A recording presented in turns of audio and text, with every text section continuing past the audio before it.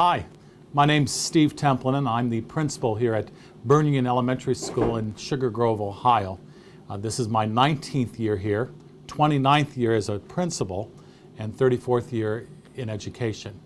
And if there's one thing I've learned from working with who we affectionately call Dr. Dianne, it's you can teach an old dog new tricks, because I have learned a lot from working with her the past 5 and 6 years with my teachers.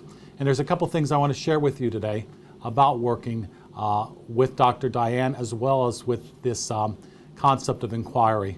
The first thing I've learned is anything that you impose will be opposed by your staff.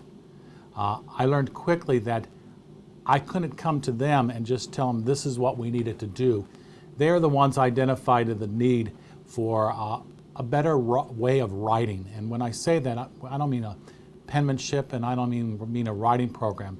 They were just very dissatisfied with how our children were organizing their thoughts, and then being able to take their thoughts and put them on paper. So they came to me, and I'm known around here as Mr. T. And they said, "Hey T," they said, "what's out there? We're just not satisfied with how our kids write." And so our consultant, our elementary consultant at that time, Peggy Merton, said, "I know the perfect person to work with your staff." And so I introduced Dianne to my staff, and after a probationary period of 3 months, because we looked at different frameworks, we looked at different ways of teaching writing, and after 3 months of working with our staff said, we can see that Dianne is the right person to be working with us to help increase our capacity to teach and use strategies, as well as to help engage our students. And so we have been working, as I say, with Dianne for 5 or 6 years.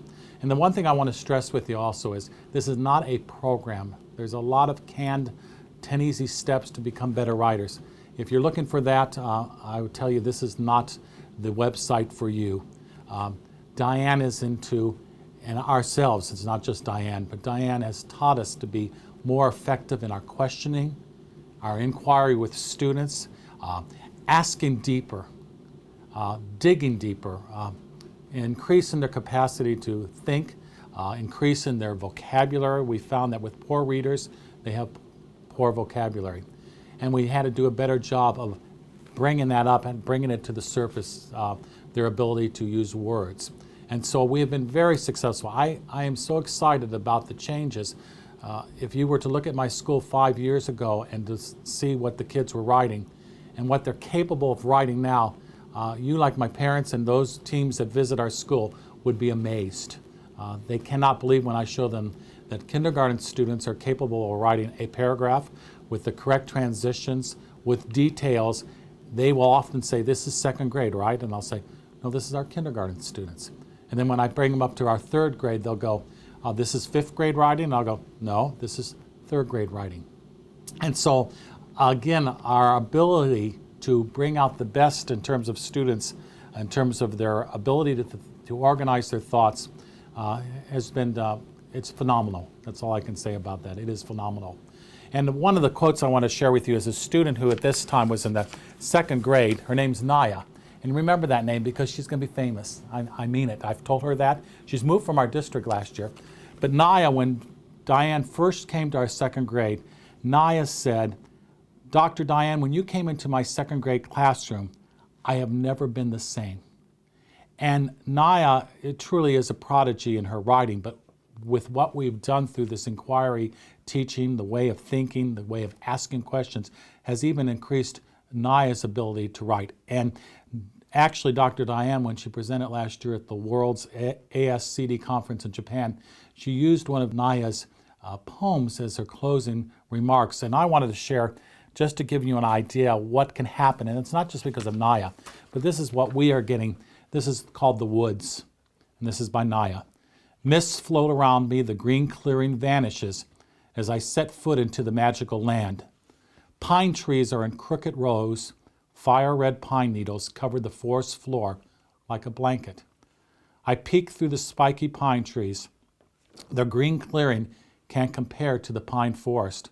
Birds twitter, and some deep lilac and gold wildflowers peer out of the pine needles. I feel at peace with birds, singing. No war, no hate, only peace in the woods. And so again, I encourage you to look at the website, to look at the strategies that are available. Again, if there's anything I've learned through this too, it's, again, I want to stress it's not a program. Actually, what I have before me is called our toolkit. And this is what each of our teachers have at our school. And these are the strategies that we have been learning for over 5 and 6 years. And the challenge I have is making sure that teachers understand that these strategies are not taught in isolation.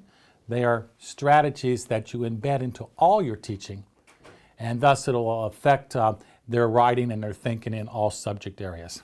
And so I want to end with something actually Dr. Dianne had written in this toolkit, and it says this: the students who have been taught to write and use writing to learn not only write better, they read better.